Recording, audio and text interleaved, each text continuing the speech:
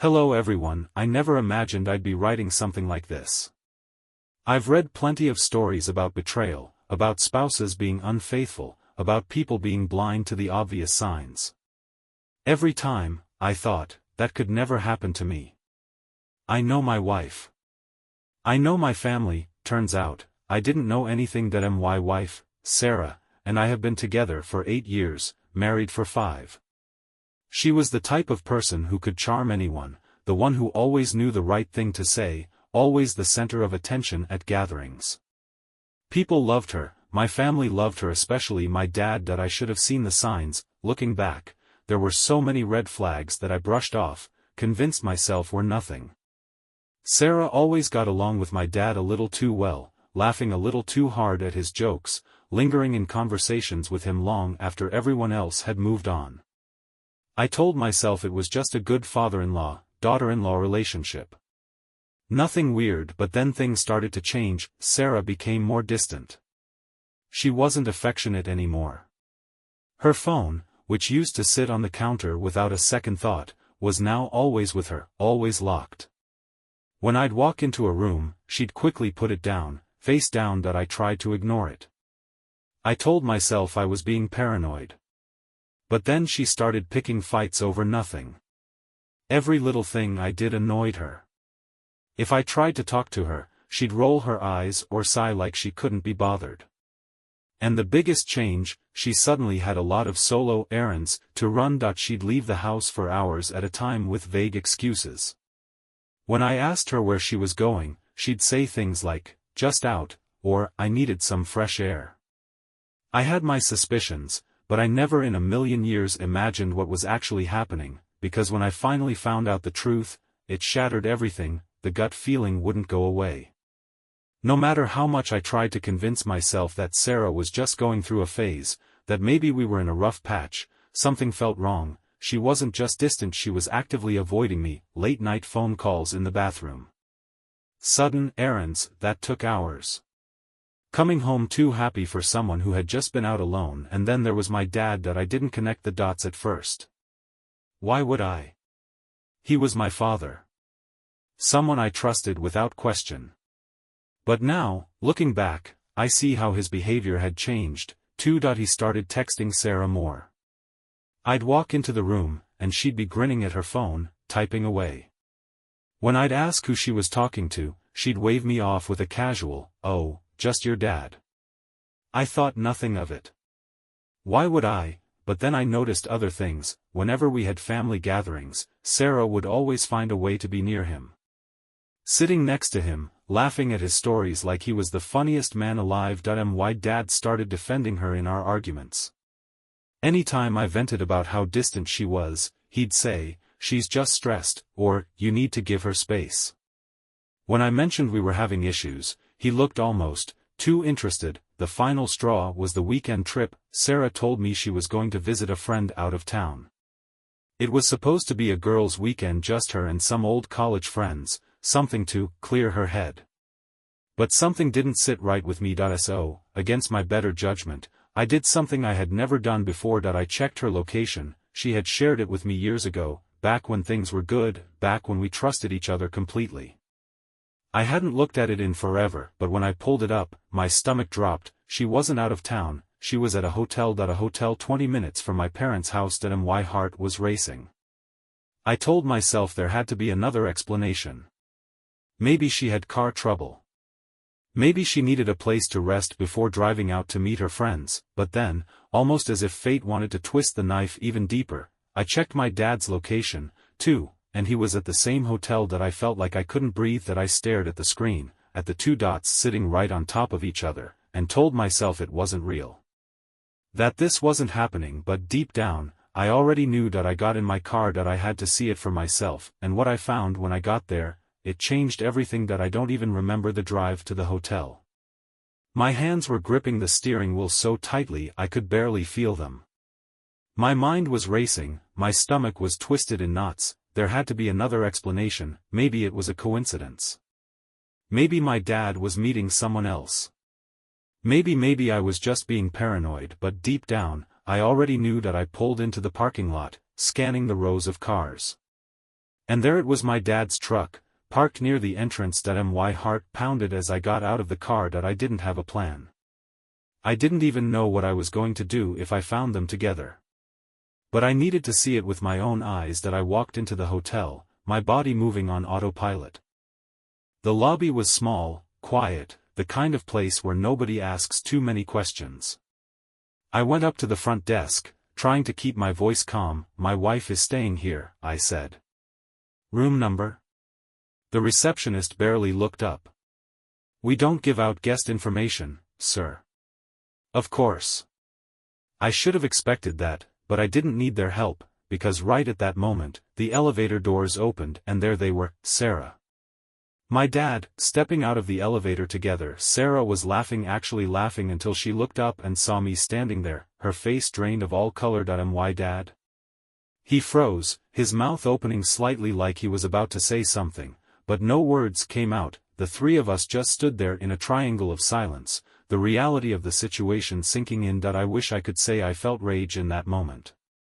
That I lunged at him, that I screamed at her, that I caused the biggest scene imaginable. But I didn't. I just stood there, staring at them, waiting for one of them to say something. And when Sarah finally did, it was the worst possible thing she could have said. She rolled her eyes and sighed, like I was some annoying problem she didn't want to deal with. What are you doing here? She asked. I can explain. This isn't what it looks like. I'm sorry. Just irritation, like I was the one ruining her night. And that's when it finally hit me. She wasn't sorry, she wasn't ashamed. She didn't even care that I knew. And my dad? He just stood there like a coward, refusing to meet my eyes. That was it. That was the moment I realized I had lost them both. I took one last look at them, at the people I had trusted the most in my life, then turned around and walked out. And neither of them even tried to stop me. I walked out of that hotel, got in my car, and just sat there, gripping the steering wheel so hard my knuckles turned white. I was waiting for something: anger, grief, rage, anything. But all I felt was numb. Sarah didn't chase after me.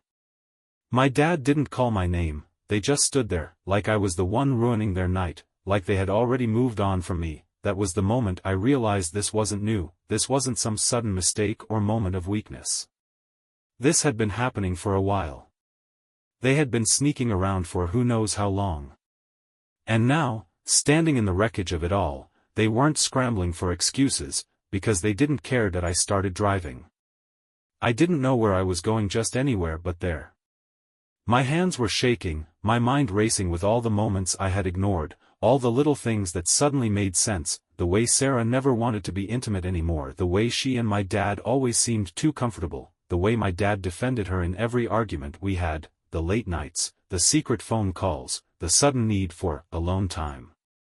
It had been right in front of me, and I ignored it. I finally pulled into a parking lot, some random grocery store, I don't even know, and just sat there, staring at my reflection in the rearview mirror. And that's when the anger finally hit. I wasn't going to let them pretend this never happened. So I did the only thing I could think of. I called my mom. She picked up on the second ring, her voice cheerful.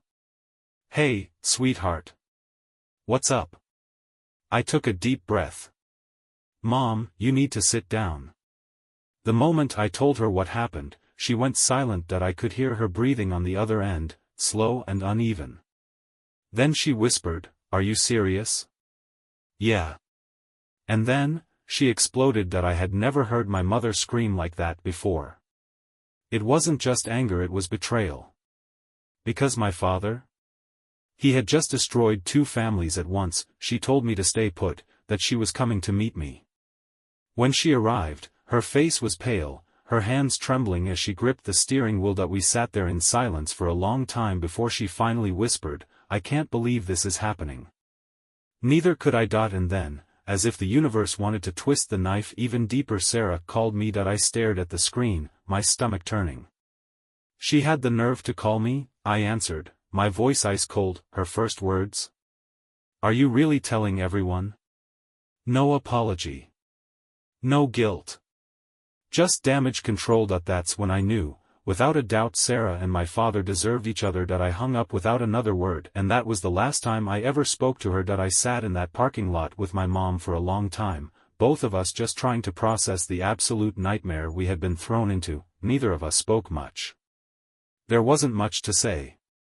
We had both been betrayed by the same person. At one point, my mom just shook her head and muttered, "I gave that man my whole life." And I realized so had I. He was supposed to be the man I looked up to, the man who taught me about loyalty, integrity, respect. And this is what he did to his own son. But the worst part, Sarah still wasn't sorry. After I hung up on her, she started texting. Message after message, trying to get me to stop telling people. "This is a private matter. You don't need to make a scene. We can talk about this like adults, there's no reason to involve your mom. If you blow this up, you're going to regret it." Threats. She wasn't begging me to forgive her. She wasn't even trying to deny it, she was just trying to control the fallout. And that's when something inside me snapped that I wasn't going to let her or my father get away with this. I wasn't going to let them sweep this under the rug. So I did exactly what they were afraid of. The next morning, I called everyone. I told my siblings. I told my extended family. I told every single person in my life what had happened, and the reaction, nuclear. My father's entire reputation crumbled overnight. My mom kicked him out of the house immediately, his own siblings, his best friends, cut him off. My grandfather, who had always been his biggest supporter, told him he was dead to him. The weight of his betrayal wasn't just about the affair. It was about who he had betrayed, his own son. His own wife. He tried to call me, but I didn't answer. Instead, I sent him a single text: "You are no longer my father." And that was it. After I exposed the affair, Sarah's life imploded. She had spent years building up this perfect image of being charming, funny, the girl everyone adored. But now, nobody wanted anything to do with her. Her own friends abandoned her. Not because they were loyal to me, but because they realized if she could do something this disgusting, she was capable of anything. Her family was disgusted. Her mother told my mom she was ashamed of her own daughter. Her job became unbearable. Apparently, some of her coworkers found out, and the judgment was so intense that she ended up quitting. She tried to reach out again, this time with a different approach. She sent me an email, long, dramatic, full of self-pity. "I know I hurt you, and I can never take it back. I was lost, I didn't know what I was doing. I miss you. I miss our life. I miss the way you used to look at me." I read it twice. Then I deleted it. She wasn't sorry, she missed what I gave her. The stability, the comfort, the security. She didn't miss me, and I wasn't going to give her the satisfaction of thinking she still had power over me. I changed my number. Blocked them both on every platform. I made it clear they were gone. They had destroyed my family. They had destroyed any chance of redemption, and now, they had to live with the consequences. I thought this would break me. I thought this would leave me feeling empty, lost, bitter, but honestly, I feel lighter, because for the first time in my life, I see them for who they really are, and me, I'm free. After I cut Sarah and my dad out of my life, I expected to feel broken. I thought there would be nights where I'd lie awake, questioning everything, wondering if I could have done something differently. But the truth, I felt free. No more walking on eggshells. No more feeling like something was off but not knowing what. No more pretending everything was fine when, deep down, I had been living a lie. For the first time in years, I wasn't being lied to, manipulated, or used, and that was the moment I realized they didn't break me. I had already blocked them, but that didn't stop updates from finding their way to me. And what I heard, pure karma. Sarah and my dad tried to keep seeing each other after everything blew up, but guess what? It didn't last. My dad lost everything. After my mom kicked him out, he had to couch surf for a while before getting his own place. But with his reputation ruined, he had nobody left. Sarah had no support. Her friends, family, and even casual acquaintances wanted nothing to do with her. Nobody trusts a woman who would betray her own husband like that. They started fighting bad. Apparently, once the secrecy and excitement wore off, they realized they had nothing in common. What did they talk about? Their mutual destruction, and the best part, I found out that Sarah dumped my dad a few months later. She had thrown away our marriage, destroyed my family, and ruined her own life, for a relationship that barely lasted. If anyone deserved better in all of this, it was my mom. she had spent decades married to a man who ended up being a selfish liar, but just like me? She came out of this stronger. She filed for divorce almost immediately, took half of everything, and made it clear that my father was dead to her. Now, she's happier than ever. She started traveling, reconnected with old friends, and even took up painting, a hobby my dad had always mocked when they were together. Turns out, life without him was better in every way. With Sarah and my father out of my life, I had two choices: that I could stay bitter, let this betrayal define me, let it turn me into someone angry and resentful, or I could take this as a second chance. That I chose the latter. I hit the gym. Not for revenge, not to show them what they lost, but for me. I wanted to feel good again. That I got a promotion at work. Without the stress of a failing marriage weighing me down, I actually had the energy to focus on my goals. That I reconnected with old friends. Turns out, Sarah had subtly pushed a lot of good people out of my life. Now, I had them back. That I started dating again on my own terms. I wasn't rushing into anything, but I wasn't afraid to put myself out there either, and the biggest lesson I learned: Sarah never gave me a real apology. My dad never tried to make things right, and guess what? I didn't need it, because the best closure you can get is moving on without them, and that's exactly what I was doing. That I used to think betrayal would break me. That discovering my wife and my own father had been sneaking around behind my back would leave me shattered, bitter, unable to trust anyone ever again. But the truth, it set me free. For years, I had been living under an illusion, believing I had a loyal wife, a respectable father, a family I could trust. The reality? They were both frauds. The worst kind of people. And now, I was finally done with them. After I blocked Sarah and my father, I thought they'd take the hint that I was wrong. One night, out of nowhere, my dad emailed me. The subject line: I miss my son. I nearly deleted it without reading, but curiosity got the best of me, and wow, it was pure narcissism. He never apologized. Not once. Instead, he wrote about how family is complicated, and how sometimes feelings happen that we can't control. He tried to paint himself as the victim, as if he was just a man who fell in love, not someone who betrayed his wife and son. He actually had the audacity to say, I hope, one day, you'll understand and forgive me. Forgive him. He destroyed 2 marriages, threw away his own family, and betrayed me in the most disgusting way possible. I didn't reply.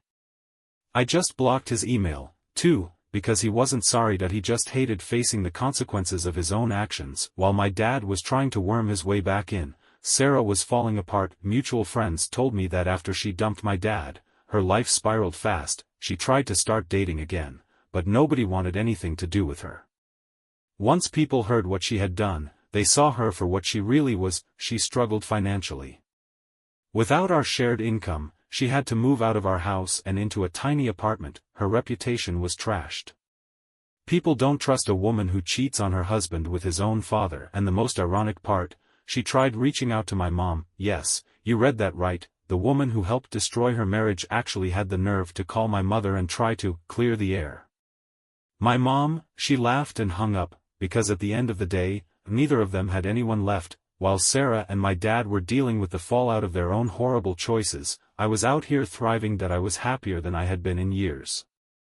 No more walking on eggshells, no more second-guessing myself, no more dealing with a toxic marriage. I had started traveling, going to places I always wanted to visit but never did, because Sarah always had an excuse. I was dating again, slowly but on my own terms. And guess what? There are actually good, loyal women out there, and most importantly, I was at peace, because I realized something that changed everything. For a long time, I thought about getting back at them. Exposing them even more, rubbing their failures in their faces, making sure they never lived it down. But in the end, I didn't need to. They destroyed their own lives, and me, I walked away, with my dignity, my future, and a life 1,000 times better without them. There was a time when I thought about them every day. I'd wake up with the betrayal still fresh in my mind. Every conversation, every fake smile, every lie, it all replayed in my head like some twisted movie. I couldn't go a single hour without the rage creeping back in. But now, I wake up and realize I don't think about them anymore. Not my ex-wife, not my father, not the pain they caused, because they don't exist in my world anymore. A few months after going no contact, I ran into an old mutual friend that we grabbed coffee, caught up on life, and then of course the topic of Sarah and my dad came up. Apparently, things had only gotten worse for them. Sarah was struggling badly, she had tried dating, but nobody took her seriously. Most guys either ghosted her once they learned what she had done or used her and tossed her aside. She lost more friends. Even people who had initially tried to stay neutral finally distanced themselves after realizing she was nothing but a manipulator. She was miserable. The kind of misery that comes when you realize you threw away everything good in your life, and there's no one left to blame but yourself. And my dad, even worse, nobody in the family talks to him anymore. His own brothers won't return his calls. He's completely alone. He's living in a tiny apartment by himself. Not the big family home he once shared with my mom. Not the life of comfort and stability he was used to. Just isolation. He's trying to reconnect with people, but no one wants him back. And that was the moment I knew that I didn't have to do anything. I didn't have to get revenge. I didn't have to expose them beyond what had already been said. They did it to themselves. They thought they were making some grand, passionate choice, that betraying their own family would somehow lead to happiness. But now, they were alone, while they were stuck in their own self-inflicted misery. I was building something real. I had moved cities, started fresh in a place where nobody knew me as the guy whose wife cheated with his dad. I had a new job that I actually enjoyed, one that didn't remind me of my past. Every time I walked into the office I was happier than I had ever been. No more waking up feeling like my life had been ripped away from me. No more anger. No more pain. And yes, I was dating again. Nothing serious, not yet. But I was meeting people who actually respected me. Women who didn't need constant validation from strangers. Women who weren't liars. For the first time in forever, I felt at peace, and that's when I realized something huge. I could have let their betrayal ruin me. I could have let it turn me into someone angry, bitter, unable to trust again, but instead, I rebuilt. I took the pain they caused and turned it into a new beginning. And now, I don't just feel like I moved on. I won. There's a moment after betrayal where you stop being angry and start being indifferent. That was the shift that finally set me free. For months, I had been haunted by what Sarah and my father did.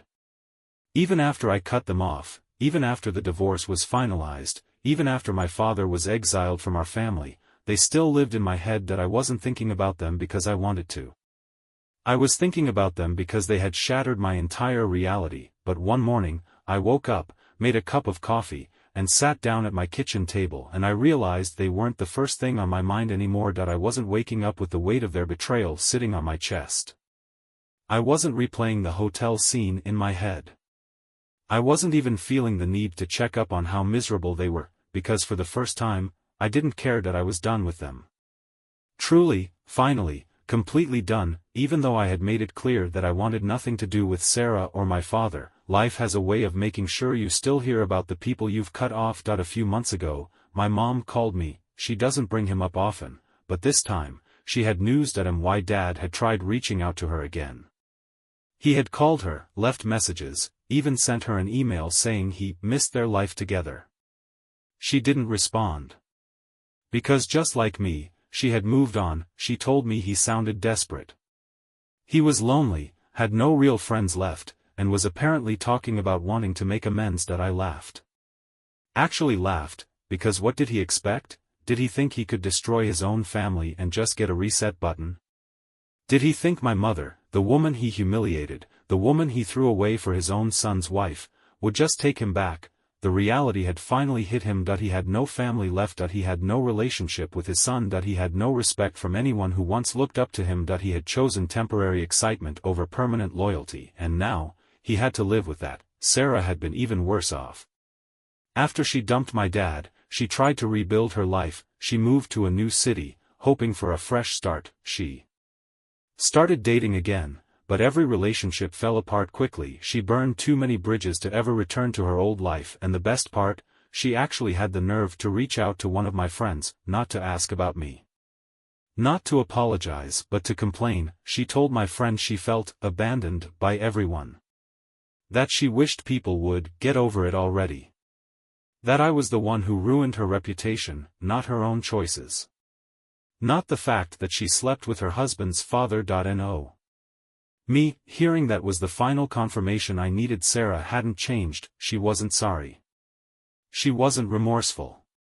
She wasn't a better person now that she had been exposed, she was just bitter that she didn't get away with it, and knowing that, I felt nothing. No anger. No satisfaction. Just nothing, because she wasn't my problem anymore. When I look at my life now, it's almost surreal how different it is from where I was a year ago. I'm thriving in my career. Without the stress of a broken marriage and a backstabbing father, I've been able to focus on myself, and it's paying off. I've built real, meaningful friendships.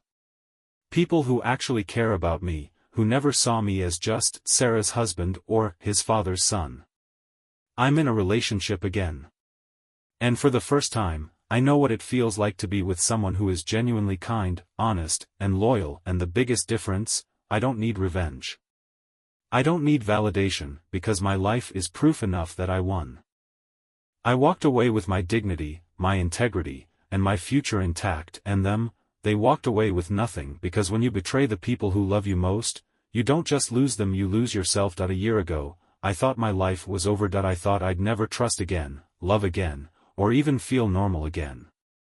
When you experience betrayal on this level, it doesn't just shatter your heart, it makes you question everything. Was my marriage ever real? Was my father always like this? Was I just a fool who never saw the truth? But now, I see things clearly. Sarah and my dad thought they had won. They thought they were making some passionate, life-changing choice. That I was the obstacle standing between them and their so-called happiness. But in the end, they destroyed themselves. Every now and then, I still hear updates, not because I ask. I don't care about her anymore, but life has a way of bringing things full circle. A friend of mine recently ran into Sarah at a coffee shop.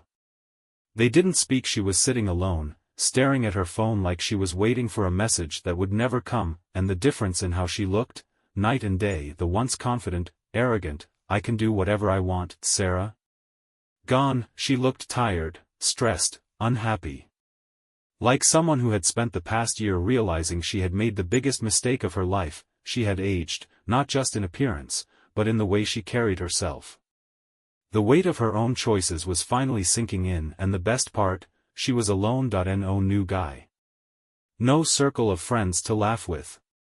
No adoring attention from people who thought she was the life of the party, just a woman who threw everything away, and got nothing in return. If Sarah had lost everything, my father had dug himself into an even deeper hole. He tried dating again, but apparently, most women wanted nothing to do with him once they found out he was the guy who had an affair with his son's wife. He lost nearly every family member. Even people who initially tried to stay neutral eventually realized he was toxic. He called my mom again, probably hoping for some kind of sympathy. She blocked him. He had destroyed 2 families in one selfish move, and now, he had no one. I know some people would say, you should feel bad. He's still your dad. But I don't, because real fathers protect their sons. They don't steal from them. They don't betray them in the worst way possible. I have no father, and I'm okay with that. Looking back, this was never just about cheating. It was about loyalty, respect, and trust. Sarah wasn't just unfaithful, she was a liar, a manipulator, someone who thought she could do whatever she wanted without consequences. My father wasn't just a cheater, he was a selfish man who threw away his family for nothing. And me, I walked away clean. I have a new relationship, one built on trust and actual love. I have a thriving career, one that I was able to fully focus on after removing toxic people from my life. I have a life I actually enjoy, one that isn't weighed down by doubt, lies, and betrayal. And the best part, I have peace. I don't go to bed wondering why they did it. I don't wake up wondering what they're doing now, because their lives don't matter to me anymore. This is the last update I'll ever write about Sarah or my father. They are ghosts to me now. If there's one thing I've learned from this, it's that walking away is the greatest power you have. You don't need revenge, you don't need closure, you don't need to make them suffer, because the best revenge is living a better life without them. And that's exactly what I'm doing. I thought I was done hearing about Sarah and my father. I had moved on, built a new life, and was finally at peace. But as much as I tried to leave them in the past, they weren't done making a mess of their own lives, and this time, it was worse than I ever could have imagined. That a few weeks ago, I got a call from an old mutual friend. He sounded almost hesitant, like he wasn't sure if he should even be telling me this. "Look, I know you don't care about her anymore, but, have you heard about Sarah?" "No." And I didn't want to, but what he said next, I couldn't ignore. Sarah had been spiraling ever since she lost everything, her friends, her reputation, her so-called love with my father. She tried dating again, but nobody took her seriously. She had burned too many bridges, and she had no real support system left. And then, she got into serious trouble. She was bouncing between different guys, trying to find someone who would take care of her. She had gotten into debt, spending money she didn't have to maintain a lifestyle she could no longer afford, and, worst of all, she was caught cheating again. That's right, she didn't just cheat on me. She cheated on the guy she left me for, only this time, there was no one left to clean up her mess. After her latest failed relationship, she lost her job. She had no choice but to move back in with her parents, the same parents who had already disowned her once for what she did to me. Now, she was back in her childhood bedroom, living under their roof, being treated like a failure, the woman who thought she could have it all, betray whoever she wanted, and walk away without consequences. She had nothing. If you thought Sarah was doing bad, wait until you hear about my father. Because he's completely alone. My mom divorced him and took half of everything. His reputation was ruined, his friends gone, and, in a twist of pure karma, he actually tried to reach out to me again. I didn't answer, but I did read his message, and you know what it said? "I know I made mistakes, but I miss my family. I don't expect you to forgive me, but can we at least talk? I don't want to die alone." That last one hit me, not because I felt bad for him, but because he finally realized what he had done to himself. This was the man who thought he was untouchable, who thought he could do whatever he wanted and still have the love of his family, and now, he has no one. Not his wife, not his son, not even the woman he destroyed his family for. He lost it all. I could have responded. I could have given him a chance to explain himself, but what was there left to say? He made his choice, and now, he has to live with it. So I did nothing. I didn't respond. I didn't acknowledge him.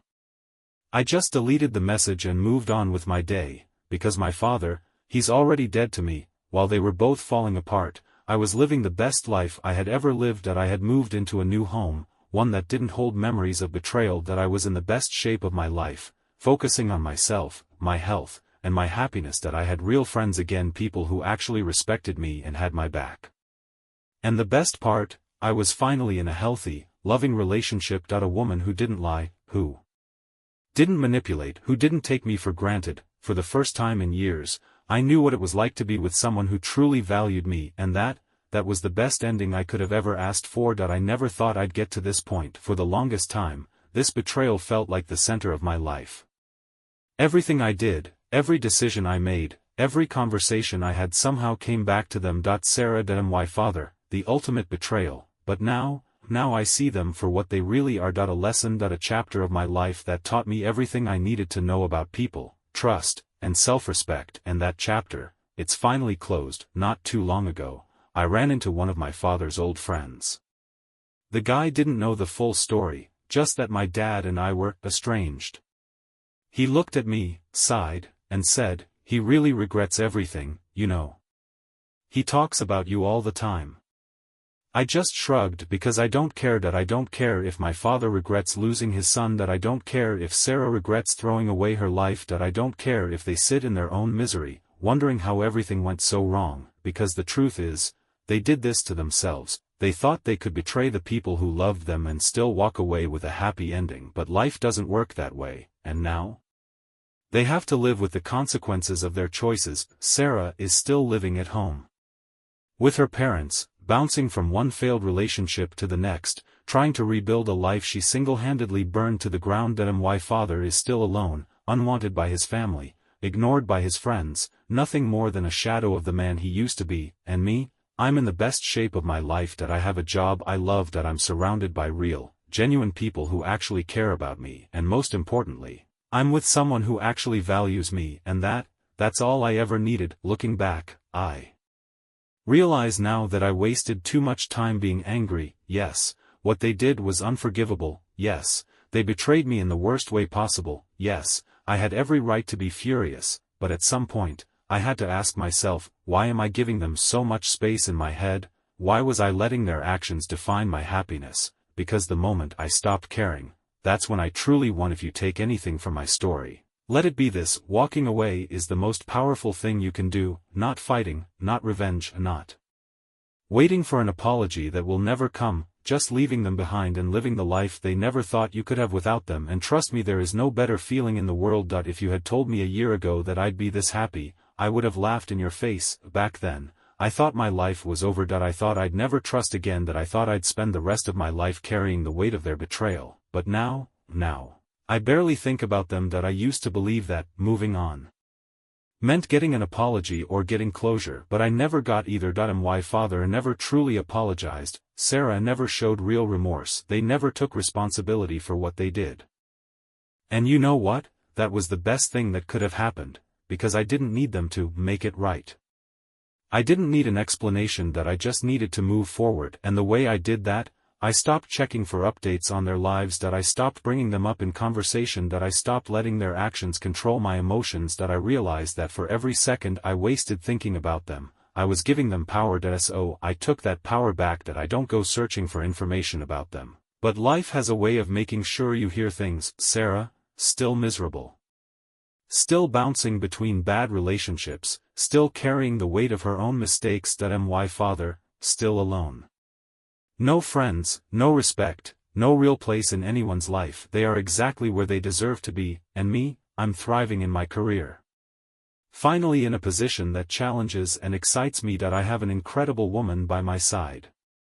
Someone who makes me feel loved and secure, something I never felt with Sarah. I'm genuinely happy. Not fake happy, like I was when I was convincing myself my marriage was fine. Real, peaceful, fulfilled, happy. I don't need revenge. I don't need them to suffer, because they already lost the best thing they ever had, me, and I gained a life without them, and that's the greatest win of all. I spent so much time thinking this story would never have a real ending, that I would always feel some anger, some bitterness, some lingering pain from what Sarah and my father did to me. But as I sit here, reflecting on everything that's happened over the past year, I realize something incredible: I don't care anymore, not in a forced way. Not in a fake it till you make it way. I genuinely, truly, do not care. Sarah, my father, what they're doing now, none of it matters to me anymore, because this is the last time I will ever talk about them. If you're wondering what became of the people who betrayed me, here's your final update: Sarah is still miserable. Stuck in the same cycle of bad relationships, trying to rebuild a life she single-handedly destroyed. My father is still alone. No family. No respect. No way to undo what he did. They are exactly where they deserve to be, but the best part, I don't need to keep up with them anymore, because they are not my problem. While they were falling apart, I was building the life I always deserved. I moved into a new home, one that's filled with good energy, no ghosts from the past. I have a great career that I actually enjoy, where I wake up excited to go to work instead of dreading it. I have real friends who have stood by me, who never once entertained Sarah's lies, and most importantly, I have love again. A real, healthy, supportive relationship. Point 1, where I don't have to beg for attention. Point 1, where I don't have to doubt my partner's loyalty. Point 1, where I feel safe, respected, and appreciated. I used to think Sarah was my soulmate, but now I realize, she was just the lesson I had to learn before I found the real thing. If you take anything from my story, let it be this: you don't owe a cheater closure, they made their choice. You don't have to sit there and listen to their excuses. The best revenge is moving on, not making them suffer. Not trying to ruin their life.